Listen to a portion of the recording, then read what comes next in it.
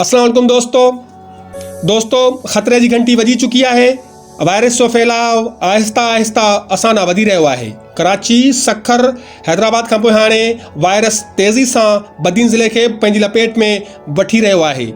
एक तरफ़ हितां जा माण्हू कंहिं बि एहतियाती तदबीर ते अमल कंदे नज़र कोन था अचनि त ॿिए तरफ़ एहसास किफ़ालत सेंटरनि ते औरतुनि जा हुजूम उन ख़तरे के अञा वधाए रहिया आहिनि। बदीन ज़िले के ॻोठ मुराद टालपुर के मीर जावेद टालपुर के कोरोना वायरस में मुब्तला हुजण खां पोइ उतां जे आस पास के ॻोठनि में खौफ़ जी हिकिड़ी शदीद लहर पकड़ियल आहे।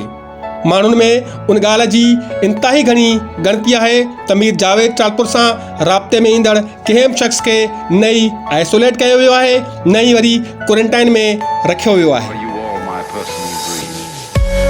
जॾहिं ॿिए पासे मीर जावेद टालपुर जी अंबड़ ॾेई शहर लॻ ॻोठ गुलाम सैन टालपुर होथिर पैतल आहे, जंहिंजे करे उतां जे माण्हुनि में पुर खौफ़ पकड़ियल आहे।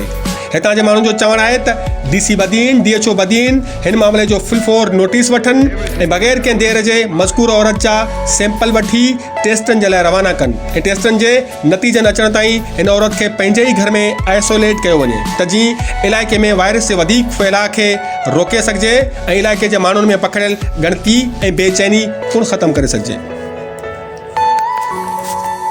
जॾहिं मीर जावेद जी कोरोना वायरस में मुब्तला हुजण जी इहा रुगो इब्तिदाई रिपोर्ट ई आहे।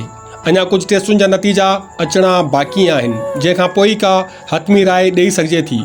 उन करे ज़रूरत इन ॻाल्हि जी आहे त हर उन अफ़वाहबाज़ी खां पासो कजे जेका माण्हुनि में के ख़ौफ़ या इंतशार फैलजण जो सबबु बणिजे थी।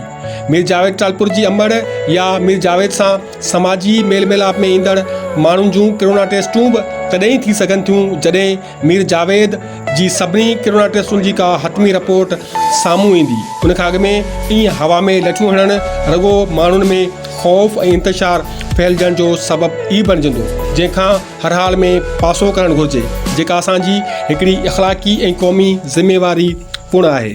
अगरि तव्हां असांजे चैनल ते नवां आहियो ऐं हिन ताईं तव्हां असांजो चैनल सब्सक्राइब नाहे कयो त पोइ जल्द खां जल्द असांजो चैनल सब्सक्राइब कयो।